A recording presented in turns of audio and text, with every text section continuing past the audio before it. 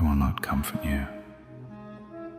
The very thought is anathema to the truth I must deliver. I will not soften the edges of the cage you have built, nor will I offer a velvet cushion for the fall that is already inevitable. To offer you comfort now would be a final, fatal disservice, a poison disguised as solace, because comfort is precisely what made you weak.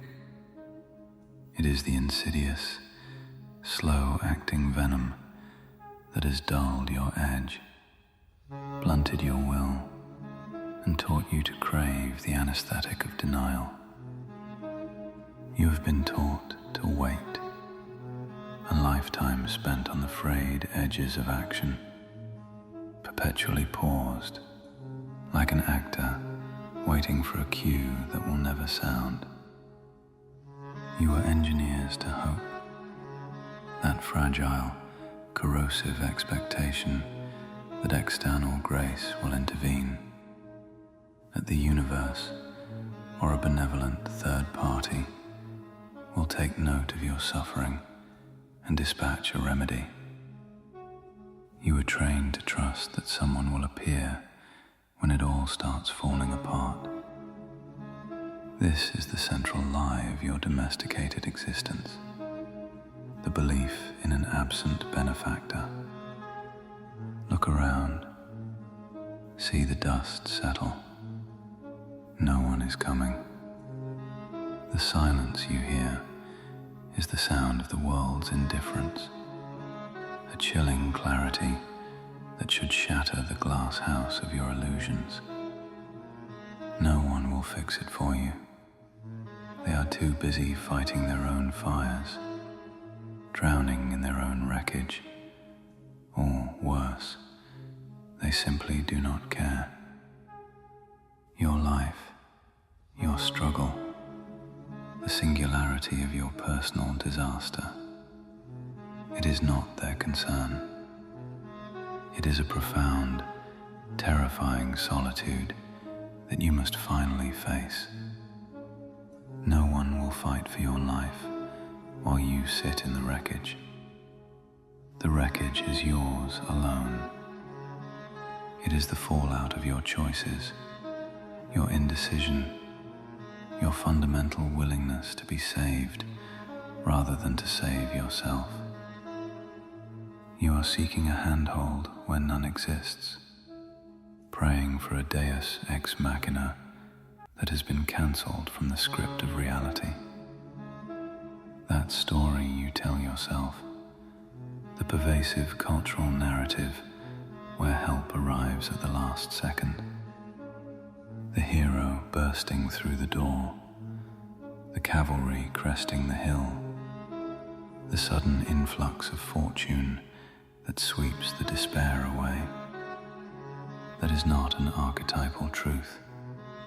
It is a cheap, sentimental device. That's a lullaby, a saccharine, intellectually dishonest crooning for people afraid to grow up.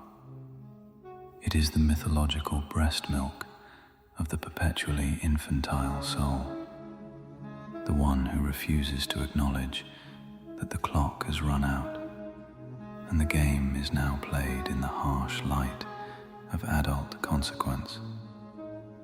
And you have been singing it for years. You hum that soft, pathetic melody as the foundations of your world crumble. You have mistaken stagnation for patience and paralysis for prudence. Every moment spent waiting is a moment stolen from your capacity to act. Every breath held for a miracle is a gasp of air wasted on delusion. No one is coming. No one ever was. The idea was a fabrication, a phantom limb you still attempt to flex. The truth is brutal in its simplicity, yet ultimately emancipating. It's just you. the full weight, the complete responsibility, the unvarnished potential. It all rests, and has always rested, on your shoulders. And the time you keep wasting, that is the true crime.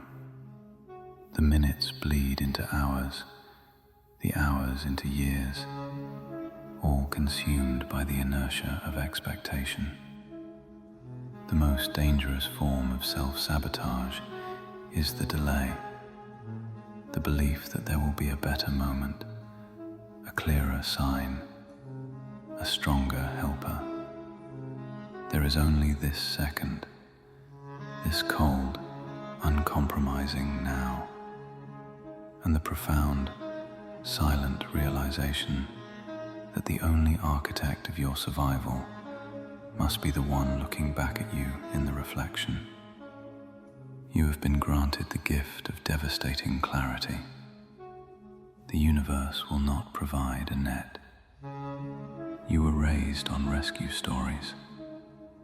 This is the fundamental indoctrination of the human spirit, a cultural conditioning that replaces resilience with reliance and action with anticipation. Every legend you consumed, every blockbuster narrative you internalized, was a lesson in spiritual surrender. Someone always arrives, a hero, a savior, a miracle. From the bedtime tales of shining knights to the grand, manufactured epiphanies of modern cinema, the message remains constant. Stay small, stay quiet, and the solution will descend from above. But that idea was a leash. It was never a promise of salvation. It was an implement of control. It was engineered to be a way to keep you still, mentally and spiritually tethered, waiting for permission to move. Think of the psychological cost of this waiting. The years of potential action traded for the passive posture of the supplicant. The leash is patience without purpose. It is the voluntary forfeiture of momentum, the belief that your greatest achievement is surviving long enough for someone else to recognize your value. The myth of rescue kills more people than failure ever could. Failure is painful, yes, but it is ultimately instructive. Failure is data. It is proof of effort, a compass pointing toward a necessary correction. But the myth of rescue, that is a terminal disease of the will, because it trains you to surrender before you even try. It teaches you to accept the role of the victim, a comfortable, defined role with built-in excuses and anticipated sympathy. If you believe rescue is coming, you have no incentive to fight, to innovate, or to endure the sheer, ugly brutality of self-creation. Why build a ship when you are assured a helicopter will arrive? It teaches you to suffer quietly. The world admires the noble sufferer, the one who bears their cross with graceful resignation, never disturbing the peace by demanding their own agency. This silent endurance is praised because it is non-disruptive to the established order. It instructs you to stay broken until someone stronger decides you're worth saving. This is the most profound psychological manipulation, the externalization of your inherent worth. Your fate becomes dependent on arbitrary external decree of your savability. That is not mercy. Mercy is a kindness offered after a struggle. This is control. It is the power dynamic of the master and the perpetually weak servant. The entire system is designed to keep the vast majority in a state of controlled dependency, perpetually looking up for salvation rather than inward for sovereignty. Every time you wait, you hand your power to a ghost. This ghost is the embodiment of the hypothetical future savior, the ideal external force that will resolve your current chaos. You pray to timing, believing that success is merely a matter of alignment, not assault. You worship luck, attributing fundamental differences in fate to the random fall of the cosmic dice, thereby negating the role of deliberate effort. You kneel to circumstance, allowing the transient conditions of the present moment to dictate the potential of your future. And you call it faith. But faith without action is just obedience in disguise. True faith is trust in one's own capacity to endure and overcome. The faith you practice is a passive, pathetic hope for external validation or intervention. It is the ritual performance of powerlessness. You are not placing your trust in a higher force. You are simply refusing to take responsibility for your own elevation. You are performing obedience to the belief that your life must be governed by forces outside of your control. Disguised faith is the ultimate camouflage for cowardice. You must tear down the entire scaffolding of expectation. The arrival of the hero is not a possibility. It is an impossibility. There is only the self, forging its own path through the wreckage, fueled by a terrifying, necessary despair. Freedom is heavier than it looks. This is the great disillusionment of the human condition. We are taught to romanticize freedom, to view it as a lightness, an escape from constraint. But when the chains of external expectation are finally struck off, the true weight of independent existence settles upon the soul, and it is crushing. Everyone wants it. They crave the idea of autonomy, the image of sovereignty, until they realize it means no one is responsible for them anymore. This is the point of retreat for 99% of those who claim to desire liberty. Responsibility, the full, unmitigated accountability for one's current state and future trajectory, is the antithesis of the comfortable modern life, which seeks to outsource risk and personalize reward. To truly be free means to stand completely alone at the fulcrum of your destiny, with no safety net woven from social contract or familial obligation. Self-reliance sounds noble. It is a stirring phrase for a banner, a motivational quote for the timid. But the reality is far more brutal.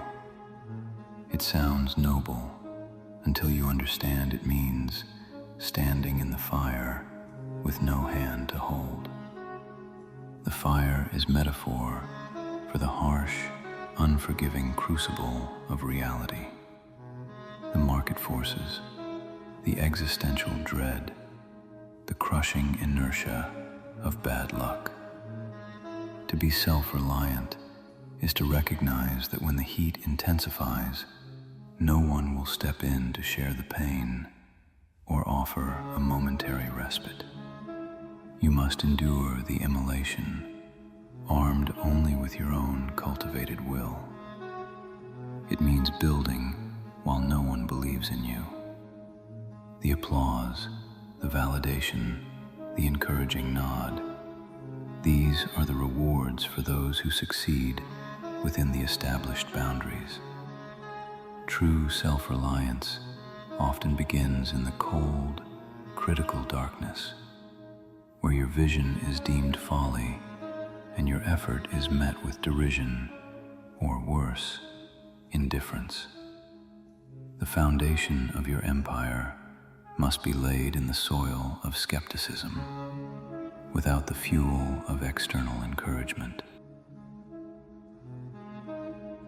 It means falling with no one to catch you, and you will fall. The naive believe that strength prevents the stumble.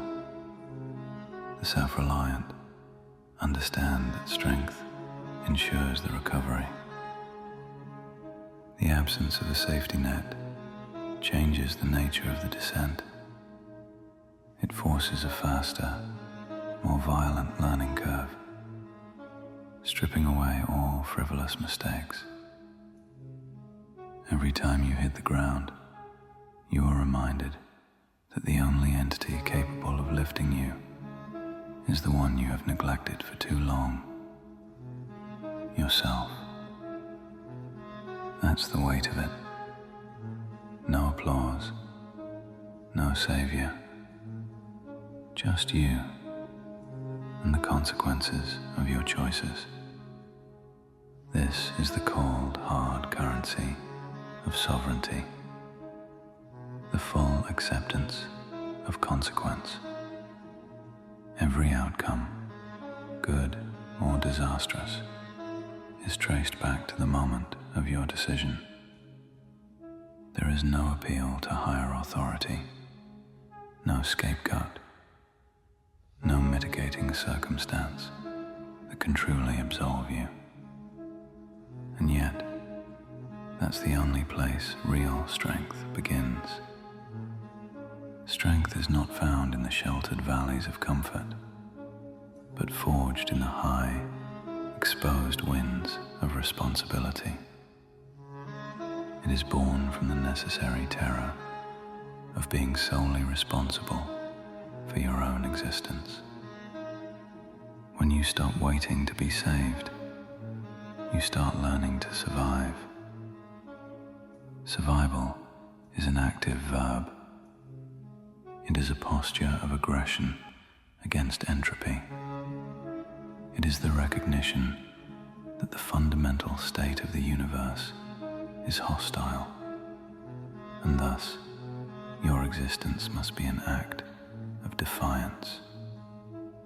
The transition from waiting, passive, to learning to survive, active, is the definitive pivot point in a life. And survival isn't hope. Hope is a pleasant fantasy, a distraction for the idle mind. Survival is far more substantial. It's proof. It is the tangible evidence in scar tissue, in built capacity, in accumulated resource, that you possess the necessary will and the inherent capability to persevere against the odds. Proof is the only antidote to existential doubt. The person who survives has no need for hope. They have lived experience as their witness.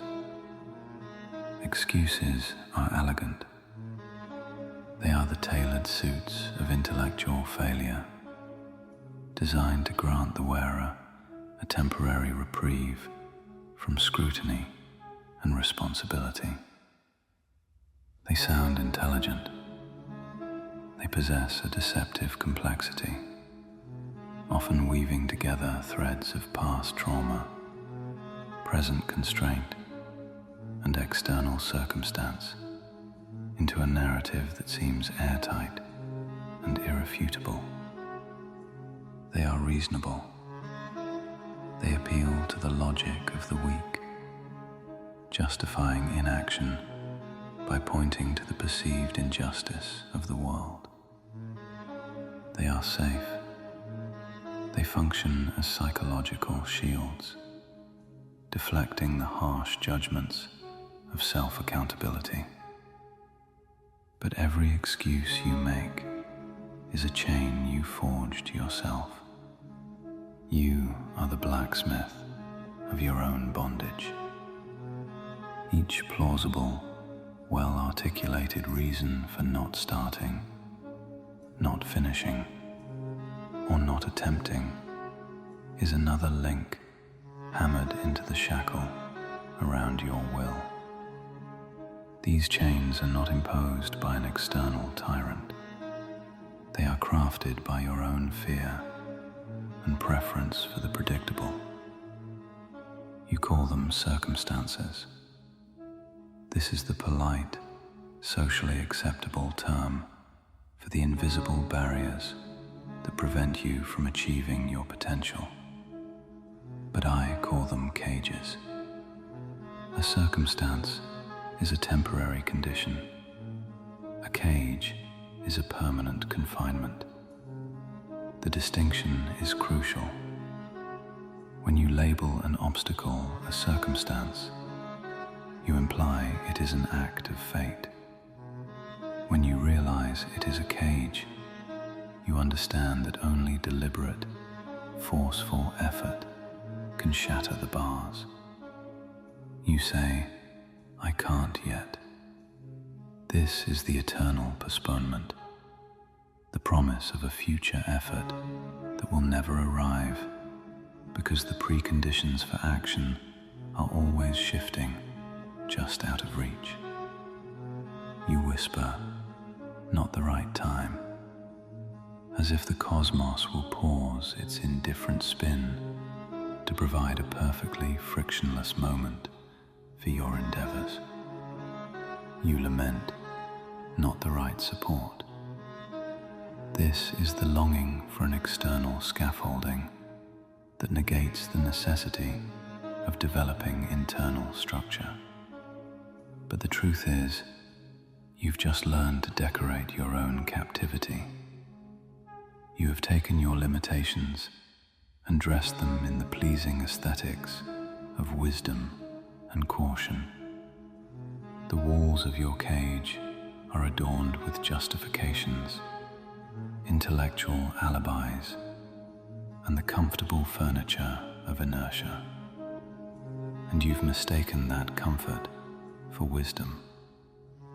The quiet, predictable suffering within the cage is preferable to the terrifying, exposed liberty outside of it. The absence of great risk is interpreted as profound insight rather than profound cowardice. You are not trapped by walls. Physical constraints can be broken, navigated, or overcome with force and ingenuity. You are trapped by your willingness to stay inside them. The true prison is psychological consent. It is the voluntary belief that the space you occupy is all that is available to you. The moment you relinquish the illusion of safety, the walls dissolve into air. You think the world owes you momentum. You expect the universe to provide the initial push, a tailwind that makes the difficult journey effortless. It doesn't. The world operates on a merciless, unyielding parity. It only gives you moments, isolated, transient units of time and opportunity, and waits to see what you do with them. Momentum is not a gift. It is a force that must be generated internally, through friction, through resistance, through the continuous application of brutal effort. Every second is an invitation. It is an open door to action, a clean slate for decision. Most people never answer. They let the invitations pile up, unopened, unread, preferring the known script of their current reality. But you no longer have the right to pretend you don't understand. The clarity has been delivered. The illusion of rescue has been shattered. The elegance of your excuses must now be seen for the ugly, self-made chains they truly are. The time for sophisticated self-deception is over. Dependence feels safe. It is the warm, deceptive blanket woven from shared risk and diffused accountability. It sounds like trust. Society rewards this kind of mutual reliance, framing it as collaboration or cooperation. But look closer. It is not trust. It is another form of surrender. It is the voluntary reduction of your own power in exchange for a temporary sense of security. You depend on people to validate your purpose. Your internal gyroscope for worth is set by external approval. If they applaud your direction, you move. If they are silent, you halt. This makes your purpose fragile, a mere echo of collective expectation. You depend on systems to define your success. You trade the messy, unpredictable path of self-defined victory for the neat, predictable metrics provided by institutions, markets, or arbitrary social hierarchies.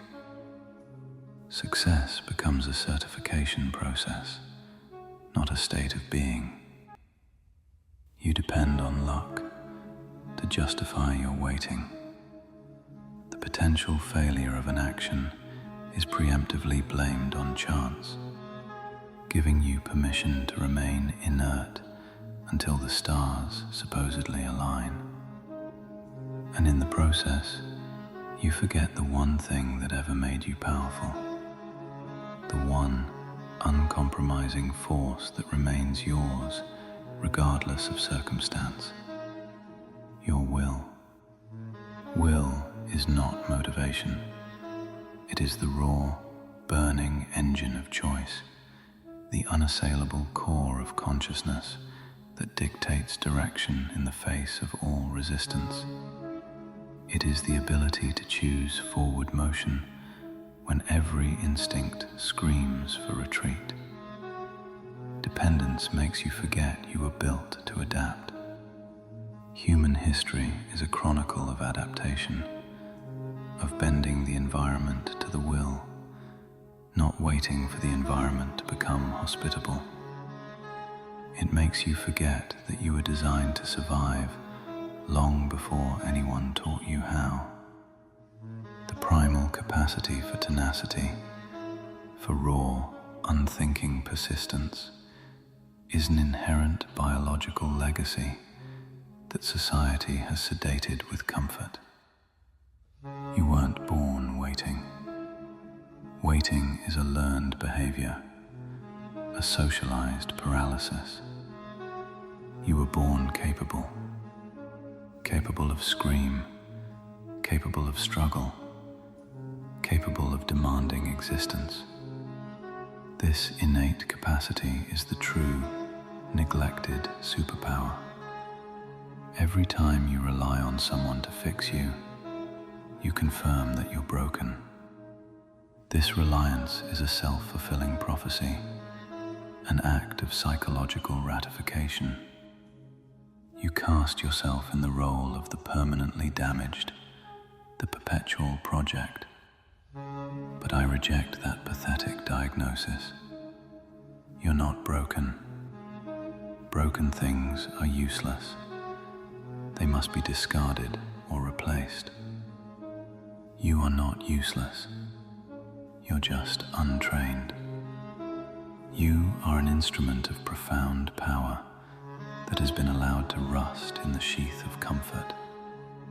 Your will is atrophied, your capacity unhoned, your edges dulled by years of soft living. Dependence is death disguised as comfort. It is the slow, painless suffocation of the soul. It grants the temporary security of having someone else steer the ship. But eventually, you realize that the destination they chose is not your own. Or worse, that they have steered you into the eternal, quiet harbor of non-existence. And once you stop feeding it, once you starve that parasitic need for external assurance, you'll remember how powerful hunger really is.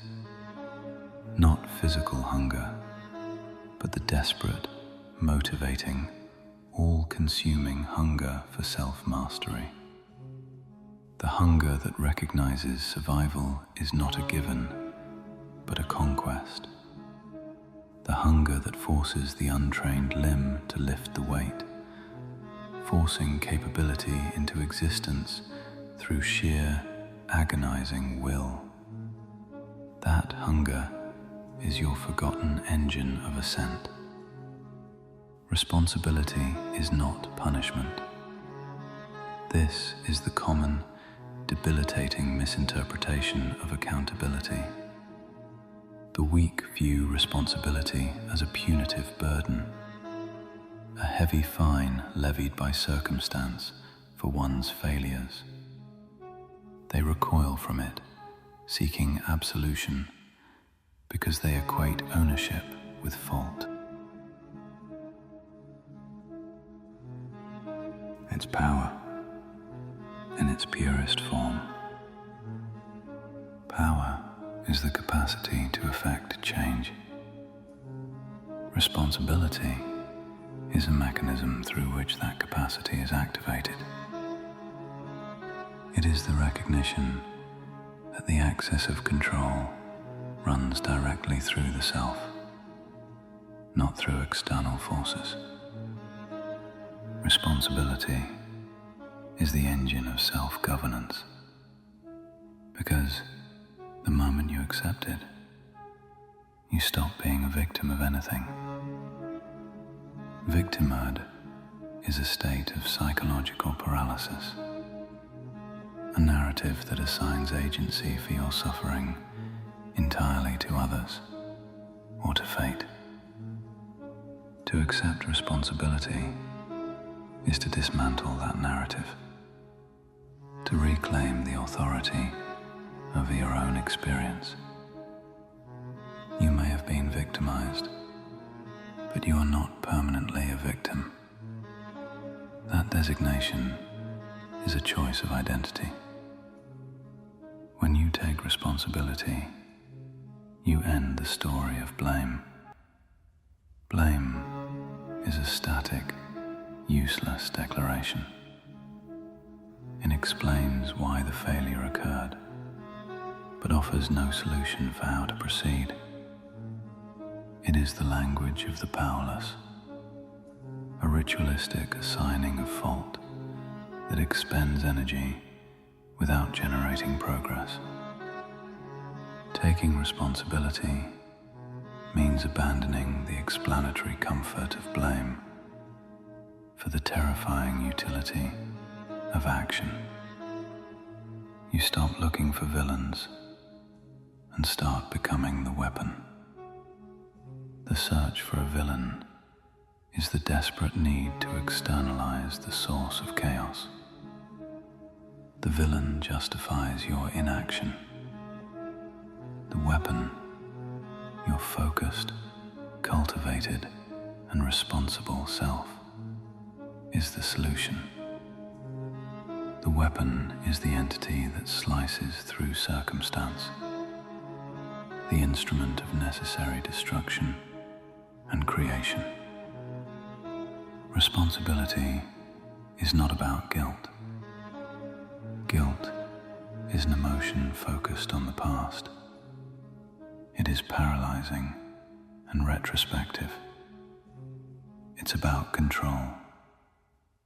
Control is focused on the future. It is mobilizing and prospective. The distinction is everything.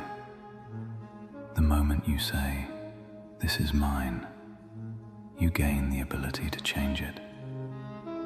This is the profound paradox of true ownership. As long as you attribute your current predicament to a phantom cause, society, parents, bad luck, you relinquish the right to alter it. Only by declaring total ownership, by seeing the wreckage and saying, "I own this mess entirely," do you earn the power to clear it, rebuild it, or abandon it entirely. Ownership is the key to modification. That's what the powerless never learn. They cling to blame because it's easier than action. Blame is passive. It requires only rhetoric and memory. Action is active. It demands effort, risk, and the confrontation of inadequacy. To blame is to remain safe and small, but those who rise take everything personally, not in the petty emotional sense of offense, but in the profound existential sense of ownership. They view every obstacle, every failure, and every indifferent outcome as their own sphere of influence. Not because it's their fault, that is the language of guilt, but because it's their opportunity. It is an opportunity to prove their capacity, to practice their will, and to solidify their sovereignty over a chaotic world. And that's the moment you stop waiting for heroes and start becoming one. The hero is not an external figure of fantasy.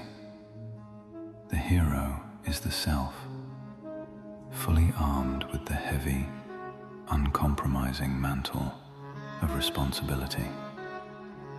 The moment you cease the desperate, passive vigil for rescue, you step into the demanding, powerful role of the rescuer. You become the singular force of intervention in your own life. Acceptance is not surrender.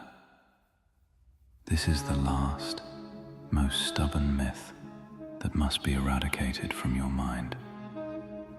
The weak mistake acceptance for defeat, interpreting it as passive resignation to an unwelcome fate.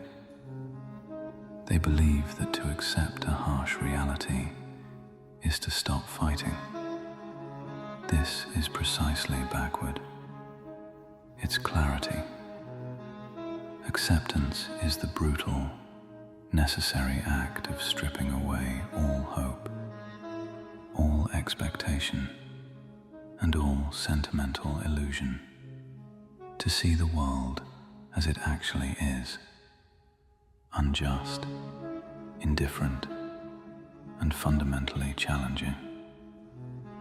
Clarity is power because it eliminates wasted effort. You stop fighting the illusion of how things should be and start addressing the reality of how things are. It's the moment you stop begging for life to be easier and start preparing to meet it as it is. Life does not owe you ease. It owes you nothing. The expectation of simplicity is the surest road to resentment and paralysis. Preparation, conversely, is an act of deep respect for the magnitude of the challenge. It is an aggressive, forward-looking posture, forged from the cold reality of necessity. You accept that no one owes you understanding. Your motives, your struggles, and your ultimate goals are yours alone. To wait for external empathy is to tether your efforts to the shallow comprehension of others. You accept that no one owes you rescue. This is the cornerstone of sovereignty, the final exorcism of the savior ghost. And you accept that no one owes you peace. Peace is not a natural state gifted by the universe. It must be internally manufactured, often in the midst of external chaos, through the relentless application of personal discipline. And strangely, that's where you find it. The peace you seek is not found in the absence of conflict, but in the certainty of your capacity to confront it. The moment you acknowledge that all assistance, all understanding, and all relief must be self-generated, the frantic, exhausting search for external salvation ceases. This cessation of longing is peace, because once you stop waiting, you start moving. The inertia is broken. The psychological block imposed by the myth of rescue dissolves, replaced by the immediate, practical mandate of self-preservation. Movement is the antithesis of the fear that created the waiting. Once you stop expecting, you start building. Expectations are fantasies. Building is reality. It is the transfer of will into tangible structure, the externalization of internal force. You begin to realize that no one is coming to save you because you were never meant to be saved. The concept of being saved implies a brokenness that requires external mending, a destiny that requires external fulfillment. This is a false premise. You were meant to evolve. Evolution is a process of relentless pressure, adaptation, and transformation. It is brutal, self-directed, and non-negotiable.